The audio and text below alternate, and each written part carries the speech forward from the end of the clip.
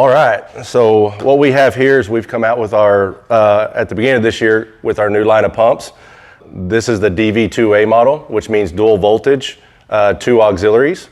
This model right here is actually our PlusHP model. We also have the E-pump, which is for more of our builders, which has always had the big wet end on it.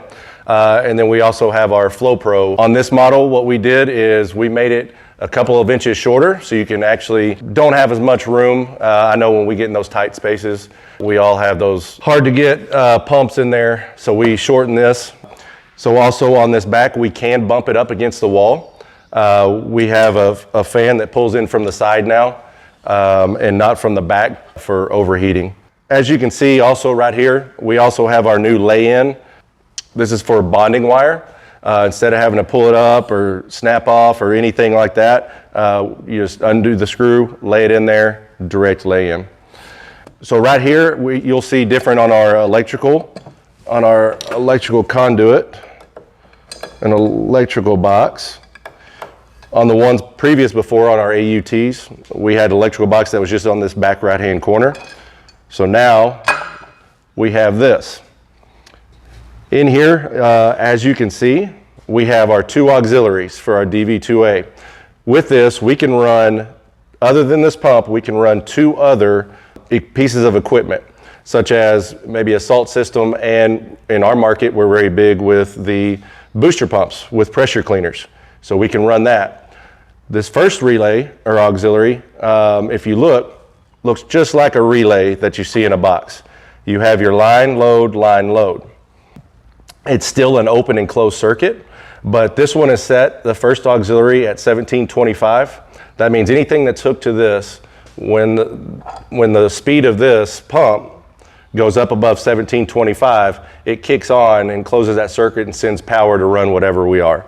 More or less on that 1750 is something like salt, which any one of our salt systems would hook nicely into here.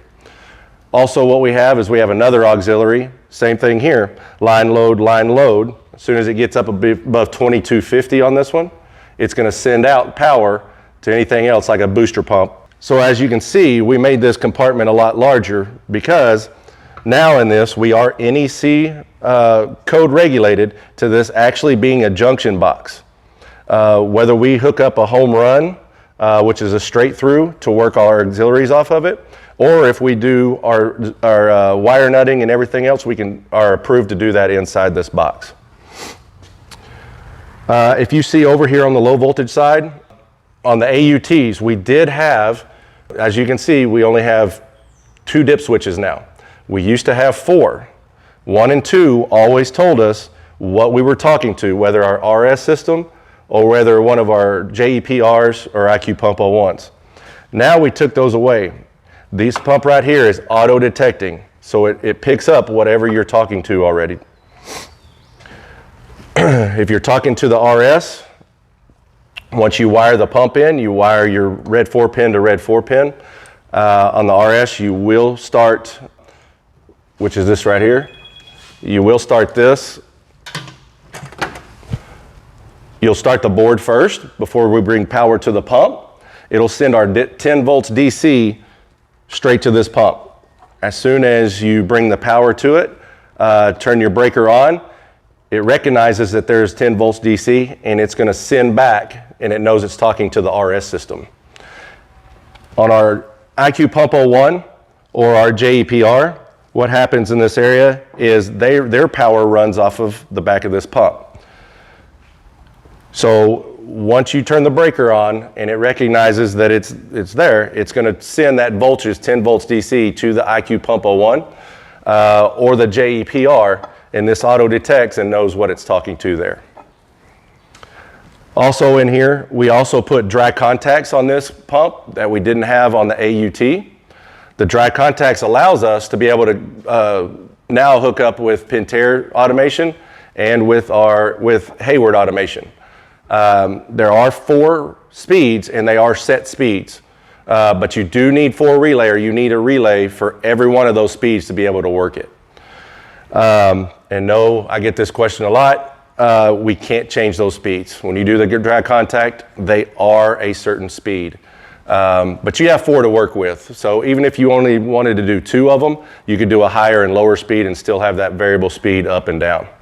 Another thing right here that you service guys will really love, we took from our AUT to this DV2A, we no longer, out of the box, have the compression fittings for our low voltage wiring. Reason is, we made it easier for you guys out in the field. When you're doing a change out, we lift this part up right here. Right down here is a hole that you could feed it down through. So now we can wire our red 4-pin up here, pull it underneath, push it up through like this. There's actually a little channel that you can lay it down on, and we actually give you a little bit more extra room. Put it down right there, and this covers just like that. Take that screw down there, and that seals it off. So that's a little feature, especially builders don't have to work with it that much, other than their electrician or somebody wiring that in. But for us out in the field, man, sometimes it gets to be a real pain to have to feed that through the compression fitting every time we're trying to work on this pump or change stuff out. So functionality on this is really where you know, our engineers got together and did a lot of functionality things for guys out in the field to help out. Quicker response out in the field of getting that done quicker.